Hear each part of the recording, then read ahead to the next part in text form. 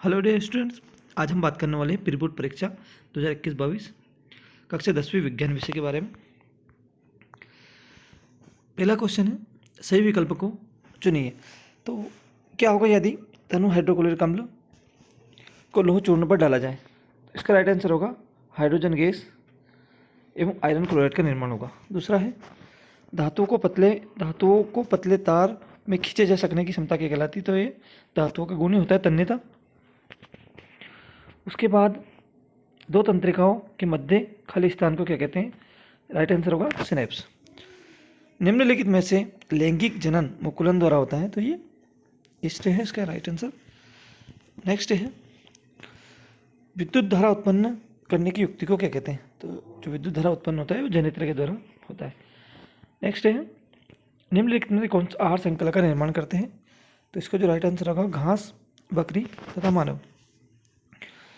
विश्व में सबसे तेजी से कम होने वाले प्राकृतिक संसाधन कौन से हैं? तो जो हमारा वन है बहुत तेजी से वनों की कटाई हो रही है। आवर्त सारणी में आवर्तों की संख्या होती है। आवर्त सारणी दो तरह की होती है, एक आपने पढ़ा होगा मेंडलीव की, और दूसरी आवर्त सारणी होती है आधुनिक आवर्त सारणी। तो दोनों में जो आवर्त होते हैं उनकी संख्या 7 होती है।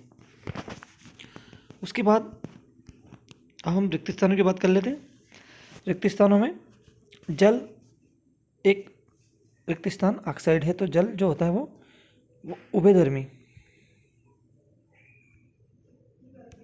उभयधर्मी ऑक्साइड होता है। उसके बाद धातुएं, प्राव, उष्मा तथा विद्युत की रिक्त स्थान होती है, तो इसका राइट आंसर हो जाएगा ये जो सुचालक। नेक्स्ट है,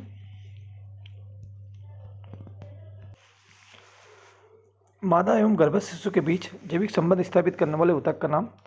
तो ऊतक का नाम हो जाएगा प्लेसेंटा।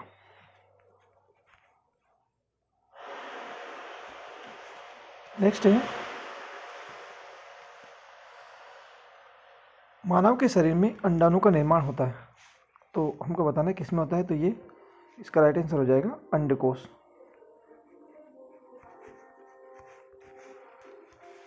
नेक्स्ट है, परागकोश में रिक्त स्थान पाए जाते हैं, तो परागकोश में कौन पाए जाएंगे?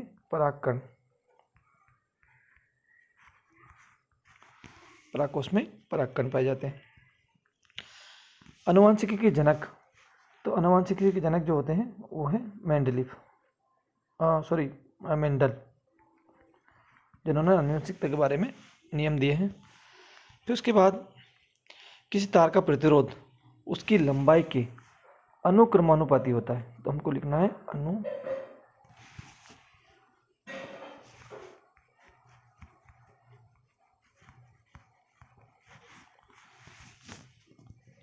राइट आंसर हो जाएगा। नेक्स्ट है, मस्तिष्क तथा मेरुरज्जु तंत्र बनाते हैं, तो ये बनाते हैं तंत्रिका तंत्र।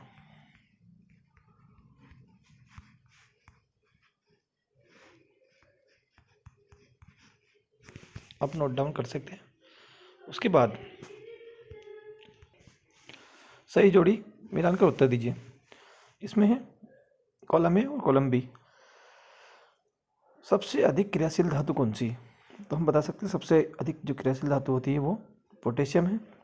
उसके बाद मानव रक्त का जो दाब होता है, वो ब्लड प्रेशर हम बोल सकते हैं, वो 120/80 होता है। उसके बाद पादप हार्मोन कौन सा है? तो पादप हार्मोन हम बता सकते हैं जो साइटोकाइनिन है वो पादप हार्मोन होगा। शुक्राणु उत्पादन नियंत्रण, तो टेस्टोस्टेरोन, ये भी एक हार्मोन है। उसके बाद तारों को टिमटिमाना, तारों को टिमटिमाना क्या है? वायुमंडलीय अपवर्तन है। लेंस की क्षमता को हम डायप्टर में नापते हैं, ये डायप्टर उसकी इकाई है। उसके बाद जरा दृष्टि दोष जो होता है, जरा दृष्टि दोष में व्यक्ति को जो द्विफोक्सी जो लेंस होता है जिसमें अवतल और उत्तल दोनों लेंस होते हैं, उसका चश्मा लगता है। उसके बाद विद्युत विभवांतर, तो विद्युत विभवांतर को हम मापते हैं वोल्ट में। इस तरह से आप सही जोड़ी कर सकते हैं। चाहो तो आप इसका स्क्रीनशॉट भी ले सकते हैं। उसके बाद नेक्स्ट है, एक शब्द या एक वाक्य में उत्तर दीजिए। तो अब हम शुद्ध जल का पीएच मान, तो शुद्ध जल का जो पीएच मान होता है सभी को पता है, ये 7 होगा।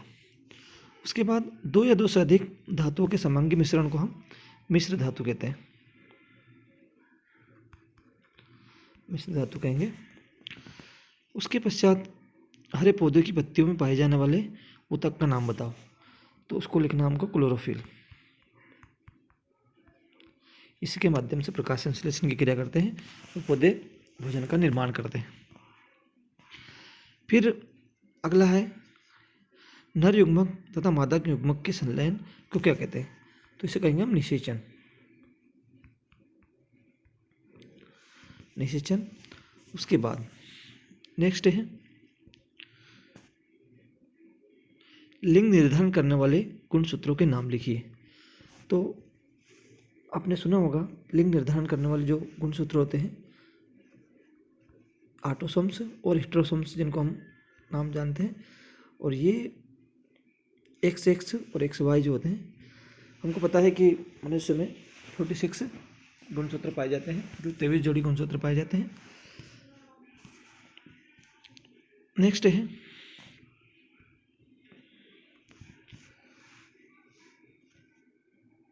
लेंस की क्षमता का सूत्र लिखिए।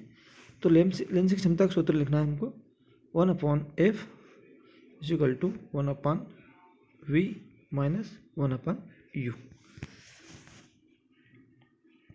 नेक्स्ट है,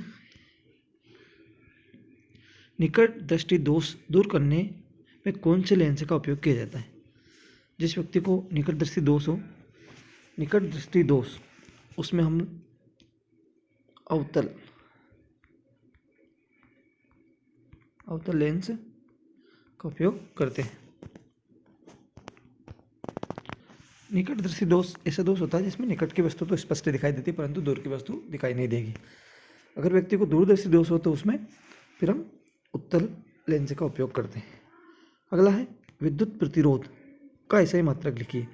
तो इसका SI मात्रक होता है ओम।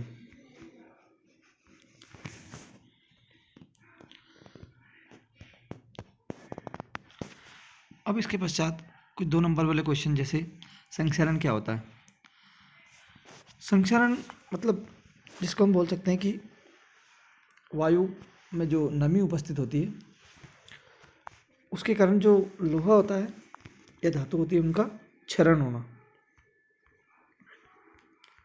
क्या कहलाएगा? संक्षारण कहलाता है। या हम लोहे पर जंग लगने को भी संक्षारण का उदाहरण मान सकते हैं। उसके बाद न्यूलैंड का अष्टक नियम लिखिए। तो न्यूलैंड का अष्टक नियम हम इसे लिख सकते हैं, या फिर हम इसमें से एक मेंडलीव की आवर्त सारणी के 2 गुण भी लिख सकते हैं। मेंडलीव की आवर्त सारणी मेंडलीव नामक वैज्ञानिक द्वारा दी गई थी। उन्होंने बताया था कि तत्वों के भौतिक और रासायनिक गुण उनके परमाणु भारों के आवृत्ति फलन होते हैं।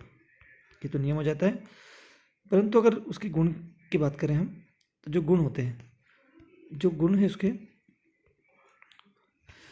मेंडलीव की आवर्त सारणी के गुण, ये जो आवर्त सारणी है, इसमें हम तत्वों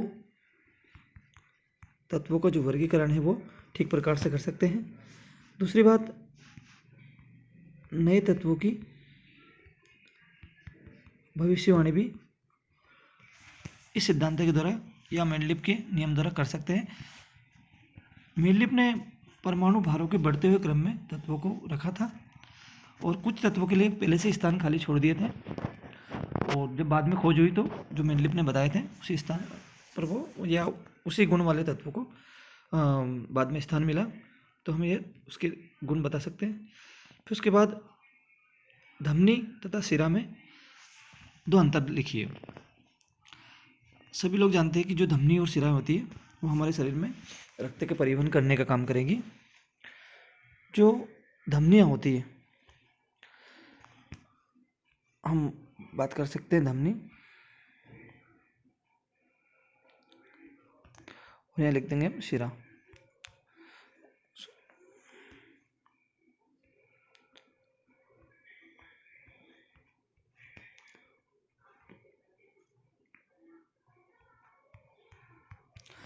तो जो धमनियाँ होती है उनमें ऑक्सीजन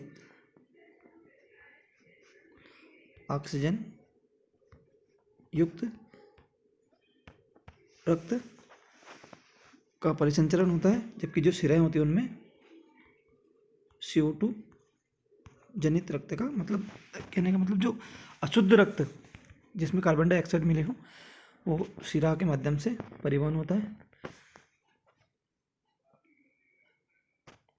उसके बाद जो धमनियाँ होती हैं,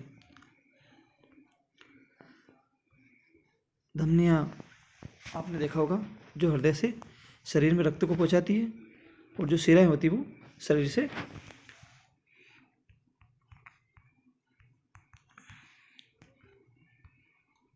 रक्त को हृदय तक पहुंचाने का काम करेगी।